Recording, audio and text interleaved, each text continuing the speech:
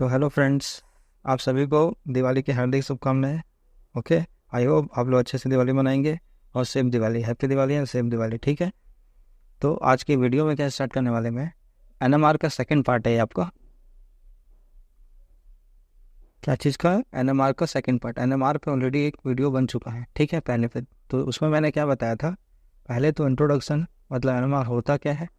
Okay, क्योंकि ये आप लोग के लिए फर्स्ट टाइम, मतलब बहुत नया है, फर्स्ट टॉपिक, फ्रेशर लोग के लिए तो बहुत का। ओके, तो इंट्रोडक्शन बताया था और इसका कुछ इंस्ट्रूमेंटेशन बताया था। ओके, मतलब ये किस टाइप से काम करता है। कोई भी proton NMR, obviously proton NMR के बारे में ही बताया था, क्योंकि कार्बन 13 आप लोग के सिलेबस में नहीं है, होता बहुत सारा है। H1 एनएमआर, C13 मतलब ये इसका C13 एनएमआर हो गया एटॉमिक वेट वाला, ठीक है, होता 12 है, लेकिन इसमें आइसोटोप का यूज़ करते हैं। ओके, फिर नाइट्रोजन का हो गया, बोरॉन का हो गया, सिलिकॉन हो गया, बहुत सारे न्यूक्लियस का एनएमआर निकाला जाता है। ठीक है, तो आपको पर्टिकुलर क्या पढ़ना है? आपको H1 एनएमआर के बारे में पढ़ना है। H1 एनएमआर मतलब प्रोटॉन एनएमआर, मतलब आपके मॉलिक्यूल में जितना भी प्रोटॉन होगा उससे रिलेटेड आपको कुछ सिग्नल प्राप्त होते हैं, या सिग्नल आपको जनरेट होता है एनएमआर स्पेक्ट्रम में, जो इंस्ट्रूमेंट आपको देता है। ठीक है, मतलब जो मॉलिक्यूल है उसका एनवायरनमेंट आप पता कर सकते हो कि कितने प्रोटॉन है उसके बगल में। जैसे कि मैं यदि मान लो यहाँ पे एग्जांपल लिखूँ, CH3 हो गया, CH2 हो गया और ये CH3 हो गया, जस्ट स्मॉल मॉलिक्यूल लिखा हूँ। ओके, तो देखिए यहाँ पे 3 प्रोटॉन दिख रहा होगा आपको, यहाँ पे 2 प्रोटॉन है और यहाँ पे 3 प्रोटॉन है। तो ये 3 प्रोटॉन क्या होगा? अब देखो, ये स्पेक्ट्रा आप लोग को बताया था मैम, ठीक है, किस टाइप से होता है, इस टाइप से रहेगा और इसमें अलग अलग पीक अलग अलग जगह आते हैं। मैं ऐसे ही लिख रहा था जस्ट समझाने के लिए उस समय, लेकिन अब ऐसा नहीं लिखूंगा मैं, अब उसको क्या करूंगा, ऐसे लिखेंगे हम लोग। ठीक है, ये आपको लोग नेक्स्ट वीडियो में बताऊंगा, ये जो स्प्लिटिंग होता है ना इसके बारे में। अभी खाली ये पोजीशन सिग्नल मतलब कहाँ पे आएगा ये, मतलब ऑब्वियसली, तो ये जो सिग्नल है, मतलब मान लो ये CH3 है आपके पास, तो ये CH3 इस पूरे एनएमआर स्पेक्ट्रम में कहाँ पे आएगा? ठीक है, तो इसी को क्या बोलते हैं? Chemical shift. केमिकल शिफ्ट को इसी, मतलब इसी जो जो इधर मतलब किसी भी पर्टिकुलर एक वैल्यू होगा ना, ठीक है, तो किस वैल्यू पे आ रहा है उसी को बोलते हैं केमिकल शिफ्ट। ठीक है, तो केमिकल शिफ्ट को किससे रिप्रेजेंट करोगे? आप लोग डेल्टा से रिप्रेजेंट करोगे। ठीक है, किससे रिप्रेजेंट करने वाले हो? डेल्टा से रिप्रेजेंट करने वाले। तो यहाँ पे देखो केमिकल शिफ्ट लिखा हुआ है, तो पहले इंट्रोडक्शन हो चुका है, इंस्ट्रूमेंटेशन हो चुका है, और आज किसके बारे में पढ़ने वाले हैं? केमिकल शिफ्ट के बारे में पढ़ने वाले हैं। या उसको और बोल सकते हैं पोजिशन ऑफ सिग्नल, मतलब मॉलिक्यूल में जो हाइड्रोजन है उसका पीक कहाँ पे आएगा एनएमआर स्पेक्ट्रम में, यही चीज़ को आप देखने वाले हैं। ठीक है, तो ये सारी चीज़ें क्या है आपका पूरा लिखा हुआ है थ्योरी, इसको आप लोग देखेंगे। यदि आपको इस PDF चाहिए होगा इसका, तो आप मेरे टेलीग्राम चैनल से आप इसको दे सकते हैं, मैं वहाँ अपडेट करते रहता हूँ। ठीक है, तो ये फुल PDF आप वहाँ से निकाल सकते हैं फ्री में, ऐसा कोई कॉस्ट चार्ज नहीं है। ठीक है, बस अर्थ है आप लोग पढ़ो अच्छे से और कुछ नहीं। तो पहला देखिए, तो सबसे पहले इसी में आता हो केमिकल शिफ्ट होता क्या है। ओके, ये वाला चीज़, तो इसके लिए एक फॉर्मूला दिया हुआ है। ओके, ये देखो यहाँ केमिकल शिफ्ट लिखा हुआ है ना, तो केमिकल शिफ्ट मतलब क्या होता है? ऑब्जर्व वैल्यू, मतलब जितना भी आप ऑब्जर्व करो, मतलब जैसे कि मैं जस्ट एग्जांपल दे रहा हूँ आपको सेम टॉपिक का। ओके, इसका एक्चुअल वैल्यू अभी नहीं बताऊंगा मैं। ओके, तो होता क्या, जैसे इसमें CH3 का, इसका कितने प्रोटॉन है? इसमें CH3 में 3 प्रोटॉन है। ओके, 3 प्रोटॉन है, और इसके बगल में देखो क्या है, CH2 है। तो सबके लिए कोई ना कोई सिग्नल तो आएगा ही आएगा। ठीक है, तो ये सिग्नल कहाँ पे आएगा? इसी को बोलते हैं केमिकल शिफ्ट। अब उसके लिए ना एक आपका फॉर्मूला मिलेगा आपको, ये वाला जो नीचे दिया गया है, ये वाला केमिकल शिफ्ट। ओके, तो यहाँ पे दिया है देखो, न्यू TMS होता है एनएमआर में जो आप सॉल्वेंट यूज़ करते हो किसी भी कंपाउंड को डिसॉल्व करने के लिए। ठीक है, तो उसमें TMS होता है ट्राईमेथिलसिलिन, तो इसका टेट्रामेथिलसिलिन, सॉरी, ये इसका क्या है, फॉर्मूला है इसका। ओके, ट्राईमेथिलसिलिन एज अ स्टैंडर्ड इसको यूज़ किया जाता है, या रेफरेंस बोल सकते हो, एज अ रेफरेंस इसको यूज़ किया जाता है एनएमआर सिग्नल में। अब इसमें जितना भी अर्ज आएगा, इसका जितना भी, ओके, जहाँ पे भी आपका सिग्नल आएगा आप वहाँ पे इसको पुट करोगे। उसके बाद operating frequency of the instrument, अब इंस्ट्रूमेंट कितने हर्ट्ज का है, मतलब उस पर जो मैग्नेट मैंने बताया होगा आप लोग को, मैग्नेट यूज़ करते हैं इसमें। ओके, इंस्ट्रूमेंटेशन में, यदि नहीं देखो तो प्रीवियस वीडियो आप प्लीज़ देखिए। तो उसमें मैग्नेट जो है आपका कितना पावरफुल है, क्या आप 60 मेगाहर्ट्ज का यूज़ कर रहे हैं, या उसको, या उससे और अधिक कर रहे हैं, 100 मेगाहर्ट्ज का यूज़ कर रहे हैं, जैसे 60 हो गया, 100 हो गया, 300 हो गया, ओके, 500 हो गया, 800 हो गया आपका। तो ये बहुत सारे टाइप के मेगाहर्ट्ज यूज़ किया जाता है। मतलब ये क्या है, जो आप इंस्ट्रूमेंट में जो मैग्नेट है वो कितना पावरफुल है, यदि मान लो ज़्यादा पावरफुल है तो ऑब्वियसली ज़्यादा स्प्लिटिंग करेगा। ठीक है, जैसे कि हम मान लो यहाँ CH3 और CH3 लिख रहा हूँ मैं, तो मतलब इसके बीच में जो पीक आएगा बहुत अच्छे से वो शो करेगा उसको, ठीक है, उसका स्प्लिटिंग बहुत अच्छा होगा। स्प्लिटिंग के बारे में आप लोग को नेक्स्ट वीडियो में बताऊंगा मैं, ओके, ध्यान में रखिएगा। तो कितना पावरफुल है, तो इंस्ट्रूमेंट जितने भी पावर का होगा आप उसको यहाँ पे पुट करेंगे नीचे वाले में, ठीक है, और उसको इसके बाद क्या करोगे 10⁻⁶ से आप उसको क्या करोगे मल्टीप्लाई करना है, तब आपका जो वैल्यू आएगा वो क्या होगा ppm में आएगा। कभी भी ये कितना होता है देखो -6 दोनों होगा सेम, तो 2.5 ppm, 1 ppm मतलब कितना होगा, इतना ही होगा ना, सेम चीज, तो ये ppm हो गया आपका 2.5 ppm। मतलब यदि पर्टिकुलर कोई मॉलिक्यूल है, ठीक है, कोई भी मॉलिक्यूल का जो वैल्यू आने वाला है ppm में ही आप उसको लिखोगे, ppm पार्ट्स पर मिलियन में, ठीक है ना। ये इजी होता है एक्चुअली में ppm में। यदि आप लोग यदि हर्ट्ज में लिख रहे हो ना आप लोग, तो हो सकता है मान लो 300 हर्ट्ज मान लो बाई चांस आ गया, तो आप इसको कैसे आप उसको शो करोगे, इतना सारा बहुत सारा पिक होता है ना उसमें, तो उस कॉम्प्लिकेशन को हटाने के लिए क्या करते हैं ppm में उसको कन्वर्ट करके देता है आपको, कौन, इंस्ट्रूमेंट ही कन्वर्ट करके देगा, ओके, ये चीज़ होता है, तो उसको केमिकल शिफ्ट वैल्यू बोला जाता है। आई होप समझ में आ रहा होगा, जैसे कि यहाँ पे दिया हुआ है देखो यहाँ पे, ठीक है, ये TMS का वैल्यू है, मतलब TMS का हमेशा 0 होता है, याद रखना, ठीक है। TMS मतलब हाईली सिल्डेड होता है, ये सिल्डेड मतलब इसका प्रोटॉन कंप्लीटली सिल्डेड है, ये कहीं से कोई इंटरेक्शन नहीं है इसमें, तो इन सभी प्रोटॉन के लिए ओनली सिंगलेट आएगा आपका वैल्यू, ठीक है। अब सिंगलेट कैसे जान रहा हूँ जस्ट बताता हूँ, वेट करो, ठीक है, मतलब आप कैसे पहचान सकते हो उसको, तो उसके पहले क्या देखते हैं हम लोग, जैसे कि हाईली से ये आपका रीज़न है, ये जो दिया हुआ है ना, ये NMR सिग्नल का रीज़न है, ये वाला चीज़ ऐसे ही आपको मिलेगा। मतलब मोटा माटी क्या हो गया आपका ये केमिकल शिफ्ट, मतलब एक वैल्यू होगा जैसे कि 2.3 2.4, जहाँ पे आप पर्टिकुलर जो मॉलिक्यूल का हाइड्रोजन है वहाँ पे शो करने वाला है, ठीक है, उसी को बोलते हैं केमिकल शिफ्ट। केमिकल शिफ्ट को किस में आप मेजर करोगे, ppm में मेजर करोगे, सेम चीज़। आई होप समझ में आ रहा होगा आप लोगों को, ठीक है। मतलब कहाँ पे जा रहा है, सपोज मैं दूसरा कोई एग्जाम्पल लेता हूँ, CH3 हो गया, CH2 हो गया और OH हो गया, ओके। यदि मैं बोलूँ इसको, ये जो OH में जो हाइड्रोजन का H है ना, तो ये इस पूरे NMR सिग्नल में कहाँ पे आएगा, ठीक है ना, तो ये कहाँ पे आ रहा है, यही आप कौन बताएगा, आपको केमिकल शिफ्ट बताएगा कहाँ पे आएगा, ठीक है। ये डिपेंड करता है बहुत सारी चीज़ों पे, जैसे यहाँ पे ऑक्सीजन है, तो ऑक्सीजन का इलेक्ट्रोनेगेटिविटी बहुत ज़्यादा होगा, तो क्या करेगा ये इसके हाइड्रोजन को ज़्यादा पावरफुल तरीके से खींचेगा, मतलब डिसिल्ड होगा ना ये वाला हाइड्रोजन। देखो इसके में मैं इसको खोल के लिखता हूँ, रुको ध्यान से समझना है इसको, ये CH2 हो गया और ये O हो गया और ये OH हो गया, ठीक है।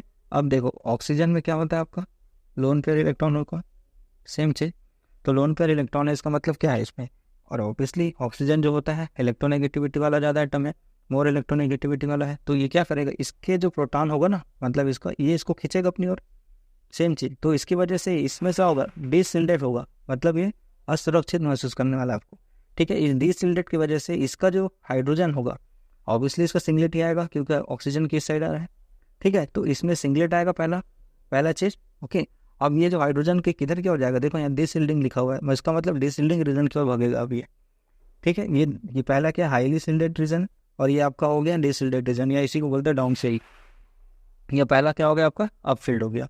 यदि आपके पूरे NMR सिग्नल में यदि लेफ्ट साइड आप जा रहे हो तो उसको बोलते हैं डिसिल्डिंग रीजन, और यदि राइट साइड की ओर मूव कर रहे हो तो उसको बोलते हैं हाईली सिल्डेड रीजन।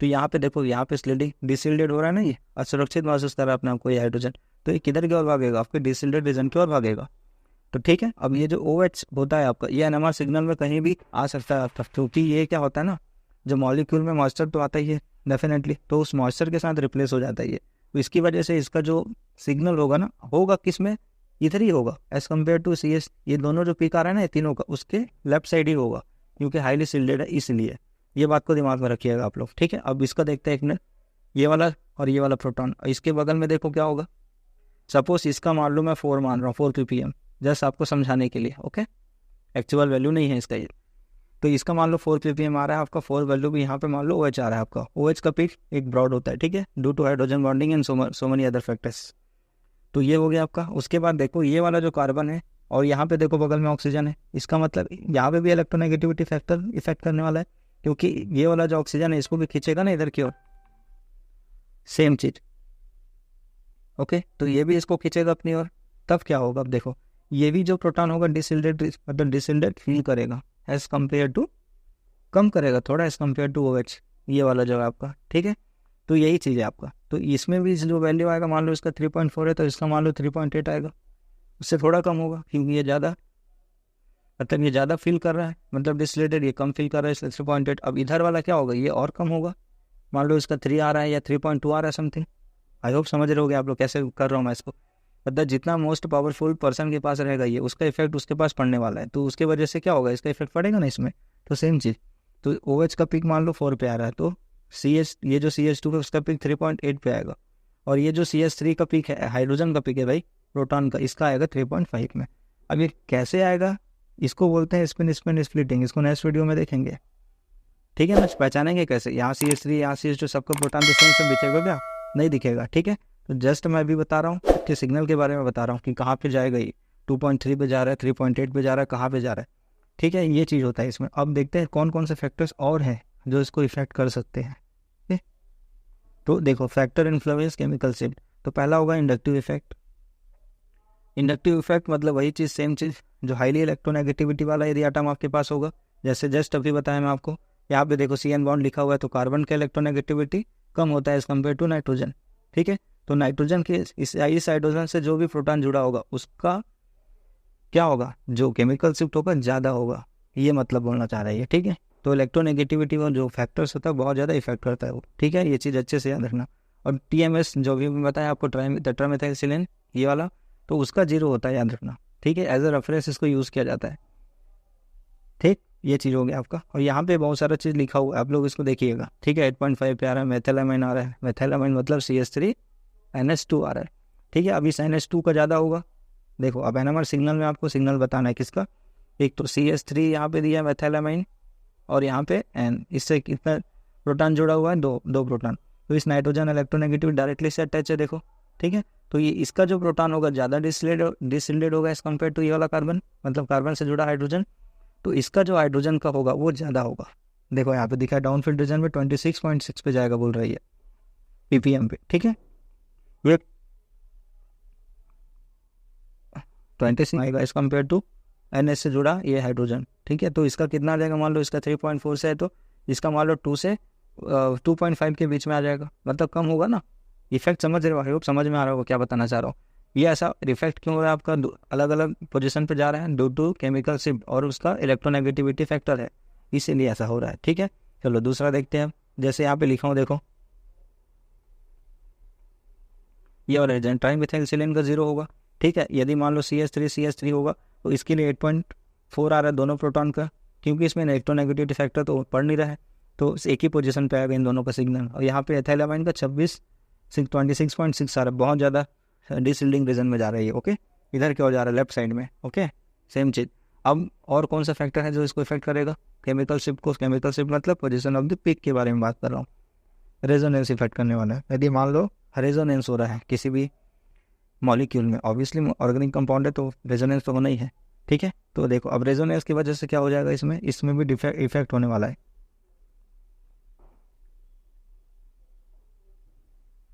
ठीक है।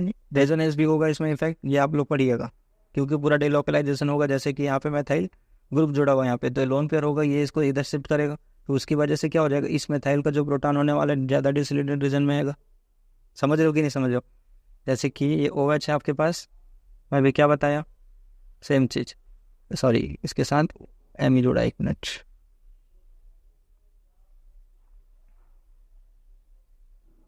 इसी टाइप का है ना कंपाउंड, Me जुड़ा है। Me का मतलब क्या होता है, मिथाइल ग्रुप होता है, मतलब CH3, मतलब ये ऑक्सीजन इसके प्रोटॉन को खींचेगा ना, तो ये जो Me है, Me जो बोल रहा है उसका सिग्नल कहाँ पे आएगा, हाईली डिसिल्टेड रीजन पे जाएगा, ओके।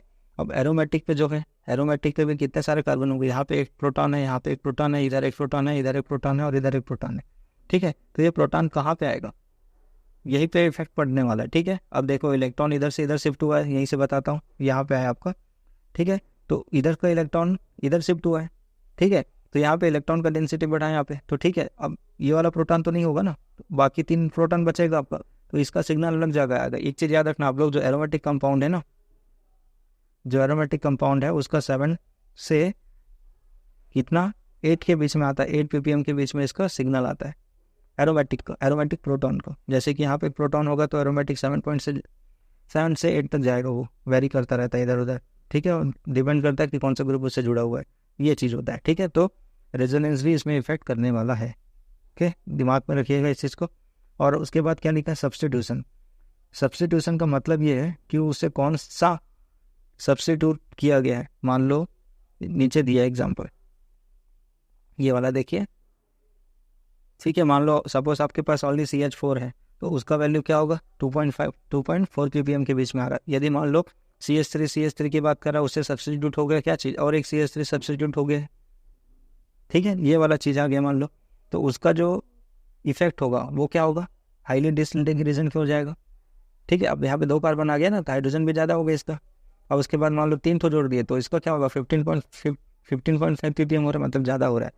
इसका मतलब ये बोलना चाहता है ये, यदि इसके साथ आप सब्स्टिट्यूट जोड़ते जाओगे किसी भी एल्केन के साथ, CH4 के साथ हाइड्रोजन रिप्लेस करके, तो उसका क्या होगा, केमिकल शिफ्ट भी ज़्यादा आने लगेगा, ये मतलब। और ये ऑर्डर दिया गया है यहाँ पे, क्वाटरनरी, टर्सरी, सेकेंडरी और प्राइमरी का ऑर्डर ही है, ओके। ये आप लोग के लिए इतना इंपॉर्टेंट नहीं है, बट देख लीजिए, ये जो चौथा है नहीं लिखोगे तो भी चलेगा और एग्जाम में, ठीक है, कोई दिक्कत नहीं है। तो ये जो मैग्नेटिक एनिसोट्रॉपिक होता है, इसमें किसी किसी कंपाउंड में मिलेगा आपको, जैसे कि ये बेंजीन रिंग है, तो इसके ऊपर का ये जितना भी एरिया है, ये ऐसा इमेजिनरी है, ठीक है, ऐसा होता नहीं एक्चुअल में, इमेजिन है ये, मतलब हाइपोथेटिकल, ये सब चीज़ें है, ओके। तो ये वाला जो एरिया होगा आपका स्लेटेड रीजन होगा, सेम चीज़। और इसका जो बीच का एरिया होगा, मतलब इसी पे, इस प्रोटॉन पे, ठीक है, ये होगा डिसइंडेंट रीजन, सेम चीज़ होगा इसमें भी, डिपेंड करेगा किस टाइप का। देखो यहाँ पे भी ये आपका इस टाइप का कंपाउंड है, ये वाला, तो इधर वाला पूरा रीजन क्या होगा, सिल्डेड रीजन होगा, और बीच वाला जो होगा वो डिसिल्डेड होगा। तो डिसिल्डेड में प्रोटॉन किधर क्या हो जाएगा, ऑब्वियसली लेफ्ट क्या हो जाएगा, ये बताना चाह रहा है उसको, ठीक है। और हाइब्रिडाइजेशन भी इफेक्ट करता है, कैसे, देखिए, तो हाइब्रिडाइजेशन भी इफेक्ट करेगा आपको। यहाँ पे क्या लिखा है, hydrogen atom attach to purely sp3 hybridize carbon have their chemical shape range 0 to, यदि मान लो sp3 हाइब्रिडाइजेशन है, तो इसका रेंज, sp3 हाइब्रिडाइजेशन मतलब किसी का भी हो सकता है ना, जैसे कि CH4 हो गया, ऑब्वियसली, ठीक है। इसका क्या होता है, sp3 हाइब्रिडाइजेशन है, तो इसका जो रेंज होगा वो 0 से 2 ppm के बीच में आएगा। इसका जो केमिकल शिफ्ट वैल्यू है उसकी बात कर रहा है, ठीक है। इसलिए देखो ना यहाँ पे, ये देखो यहाँ पे 2.4 आ रहा है आसपास, ठीक है, यही चीज़ बोल रहा है वो, ठीक है। sp3 हाइब्रिडाइजेशन होगा तो उसका शिफ्ट मतलब सिल्डेड रीजन में जाएगा, ये बोलना चाहता है, ठीक है। उसके बाद क्या होगा, sp3 हाइब्रिडाइजेशन है मान लो, तो उसका क्या हो जाएगा, sp3 हाइब्रिडाइजेशन हो गया और वाइनिलिक प्रोटॉन हो गया आपका, जिस इस टाइप का यदि कोई प्रोटॉन होगा, यहाँ पे हो गया या यहाँ पे हो गया, तो इसको बोलते हैं वाइनिलिक प्रोटॉन, ओके। तो इस वाइनिलिक प्रोटॉन का कितने आने वाला, केमिकल सिर्फ 5 से 6 के बीच में आने वाला है ppm। तो मतलब हाइब्रिडाइजेशन भी इफेक्ट कर रहा है ना भाई, इसमें देखो ना, ये डबल बॉन्ड है ना यहाँ पे, तो ये भी sp2 हाइब्रिडाइजेशन है, ये कार्बन भी sp2 हाइब्रिडाइजेशन है, यही तो बोल रहे हैं, sp2 का मतलब थोड़ा बढ़ जा रहा है, और कंपेयर टू एलिफेटिक, एलिफेटिक होगा उससे कम होगा, ठीक है। 1 से कितना जाएगा, 2 के बीच में जाएगा। फिर sp2 की बात कर रहा है, डाउनफील्ड रीजन में जाएगा, सेम चीज़। इसमें क्या बोल रहा है, एरोमेटिक हाइड्रोजन होने पे, एरोमेटिक हाइड्रोजन मतलब यही हाइड्रोजन, इसी की बात कर रहा है, और फिर बहुत सारे हैं, बेंजीन में 6 हाइड्रोजन हो गए इसमें, तो ये भी जितने भी sp2 हाइब्रिडाइजेशन है, तो इसमें जो रेंज होगा अभी बताया था ना आप लोग को, शिफ्ट होगा, ठीक है, 6.5, ठीक है, 6.5 से आप 8 मान लो, कोई दिक्कत नहीं है इसमें, ठीक है। यूजुअली 7 to 8 या 7 से 9 तक जाता है ये, जो आपका एरोमेटिक रीजन है, ठीक है। तो हाइब्रिडाइजेशन भी इसमें फैक्टर मतलब इफेक्ट करेगा आपको केमिकल शिफ्ट को। तो आई होप आप लोग को समझ में आ रहा होगा ये केमिकल शिफ्ट, इसलिए में हुआ क्या, मतलब एक ऐसा, मतलब वैल्यू बताता है एक्चुअली में, जो मॉलिक्यूल का जो प्रोटॉन होगा वो किस कहाँ पे आएगा, वो 1 पे आएगा, 2 में आएगा, या कौन से रीजन में आएगा, यही बताता है आपका केमिकल शिफ्ट, ओके। अब उस केमिकल शिफ्ट को इफेक्ट करने के लिए बहुत सारी चीज़ें हैं, ओके। तो बहुत सारी चीज़ बताया, हाइब्रिडाइजेशन आ गया, आपका इलेक्ट्रोनेगेटिविटी तो मोस्ट इंपॉर्टेंट है, याद रखना, इसको तो लिख के ही आना, कहीं भी एग्जाम में भी आएगा। तो उसके बाद मैग्नेटिक आइसोटोपिक, भले लिखो ना लिखो बात की बात है। फिर सब्स्टिट्यूशन हो गया, और यदि मान लो सब्स्टिट्यूशन में भी क्या होगा, ठीक है, इसमें क्या बोल सकते हो आप, जैसे कि मान लो CH3 से फ्लोरीन जुड़ा हुआ है, CH3 से क्लोरीन जुड़ा हुआ है, सेम आ गया, तब कैसे करोगे, CH3 से ब्रोमीन जुड़ा हुआ है और CH3 से फ्लोरीन जुड़ा हुआ है, तब कौन सा इनमें से जो CH3 होगा, तो कौन सा प्रोटॉन है जो हाईली डिसइंडेंट रीजन की ओर जाएगा, ठीक है। आप ये भी एग्जांपल दे सकते हो इलेक्ट्रोनेगेटिविटी में, कैसे हो बने थे। सबसे ज़्यादा आप लोग को पता है पीरियोडिक प्रॉपर्टी में क्या बताया है, पीरियोडिक प्रॉपर्टी में आप लोग को पढ़ा चुका हूँ कि इनमें से इलेक्ट्रोनेगेटिविटी सबसे ज़्यादा किसका होता है, ठीक है, ये होता है ना भाई, सेम चीज। इलेक्ट्रोनेगेटिविटी में सबका इफेक्ट बताऊंगा आप लोगों को, चौथा चैप्टर यूनिट 4 में। ओके, तो फ्लोरीन का सबसे ज़्यादा होगा, इसका रेंज क्या होगा इलेक्ट्रोनेगेटिविटी का, फ्लोरीन, क्लोरीन, ब्रोमीन और chlorine, sorry bromine and fluorine, bromine and iodine होता है, सॉरी मैं फ्लोरीन लिख दिया यहाँ पे, आयोडीन हो गया, ठीक है। तो ये इसका रीज़न है, इसका मतलब सबसे ज़्यादा कौन आने वाला है, फ्लोरीन का आने वाला है, जो कि जहाँ पे भी आए आपका sp3 हाइब्रिडाइजेशन है तो 2.4 उसके उधर ही आएगा कहीं पे भी। मतलब ये इसका ऑर्डर है, बोल देता हूँ केमिकल शिफ्ट का भी, शिफ्ट का, ठीक है। केमिकल शिफ्ट मतलब डेल्टा बोल देता हूँ सीधा एक वर्ड में, डेल्टा का ऑर्डर है, सबसे ज़्यादा इसका होगा, फिर क्लोरीन से जुड़ा वाला CH3 का होगा, फिर ब्रोमीन, फिर आयोडीन।